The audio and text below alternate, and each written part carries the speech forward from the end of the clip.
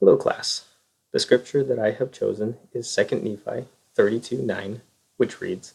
But behold, I say unto you, that ye must pray always, and not faint, that ye must not perform anything unto the Lord, save in the first place ye shall pray unto the Father in the name of Christ, that he will consecrate thy performance unto thee, that thy performance may be for the welfare of thy soul.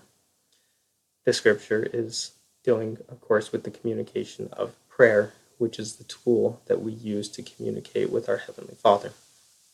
Our Heavenly Father, of course, wants our well-being in everything, and so this scripture is exhorting us to pray always. In other words, that before we do anything, that we communicate with our Heavenly Father,